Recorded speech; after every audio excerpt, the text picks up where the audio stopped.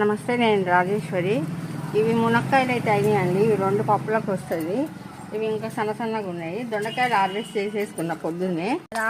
మొన్న రాత్రి విచ్చేసుకుందండి. నేను చూడలేదు, వద్దాం అనుకున్నా కానీ చూడలే. 2 విచ్చేసుకున్నాయి ఒకటేసారి. కాకపోతే కాయ చిన్న సైజు ఉంది, ఎందుకంటే ఆ గడ్డి సగానికి సగం తినేస్తుంది. కాయ అయితే చాలా చిన్నగా ఉంది.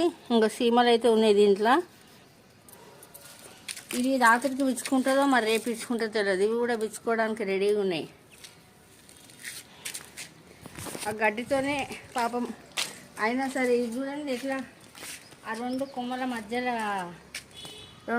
మధ్యలోకి వెళ్ళి వస్తుంది మొగ్గ. ఇంకా ఇది కూడా మొగ్గనే. ఇంకా ఇది కూడా మొగ్గలన్నీ జర పెద్ద సైజు అయినాయండి ఇవి. ఇది నేను దీనికన్నా ముందే అది పెట్టినాను కానీ దానికి ఏం రాలే. నేను ఏం చేసిన, నేను తప్పు పెట్టినట్టున్నా, తప్పు పెట్టినా. మళ్ళీ ఏం చేసినా మొన్న తీసి మళ్ళీ చేస్తే అప్పుడు మళ్ళీ దీనికి కొంచెం చిగురు వచ్చింది. ఇంకా దీనికైతే చాలా ముళ్ళులు వచ్చినాయి కొత్త రకంగా. అక్కడ ఒక మొగ్గు ఉంది. ఇది కూడా ఒక మొగ్గ. ఇంకా ఎర్ర తోటకూర మళ్ళీ మామూలు తోటకూర 2 పెరుగుతున్నాయి. తోటకూర విత్తనాలు ఉన్నాయండి, నాటేసుకుంటా. ఇది కూడా మొగ్గనే. అన్ని మొగ్గలు అయితే బాగానే అయినాయి.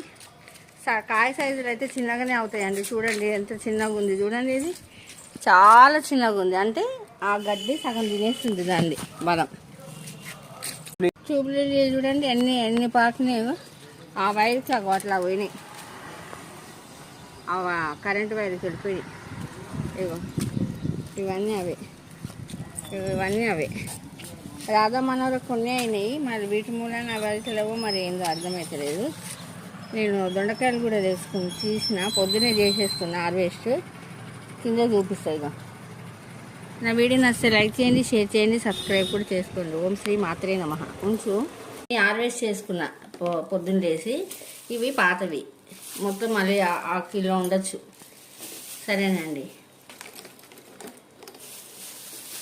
ఫ్రిడ్జ్లో పెట్టేసుకుంటా. మళ్ళీ రేపు వండుకుంటా.